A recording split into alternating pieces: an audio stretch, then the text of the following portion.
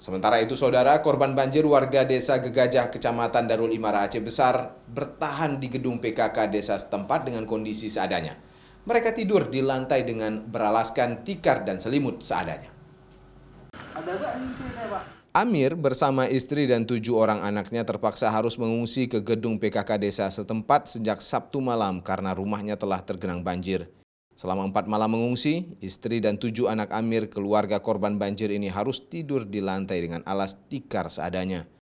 Bahkan mereka kekurangan selimut dan pakaian karena tak dapat diselamatkan dari genangan air. Ketinggian banjir yang menggenangi rumah Amir hingga Senin malam masih belum surut. Ketinggian banjir yang menggenangi rumahnya mencapai 1 meter. Kami kan yang mengkhawatirkan itu barang-barang yang bisa berharga bagi kami, itu yang kami khawatirkan, seperti kayak ijazah anak sekolah, ya, pakaian sekolah yang kami butuh keseharian ini kan kami nggak bisa pakai lagi. Kalau bagian-bagian lain tuh ada kasur-kasur kami yang kami manfaatkan, itu pun juga udah nggak bisa lagi, ya kena air. Termasuk tadi saya pergi terakhir tadi, airnya bukan malah berkurang, malah bertambah. Jadi pakaian-pakaian kami yang udah kasih naik setingkat, kira-kira ada 1,5 meter di rumah itu udah habis terendam.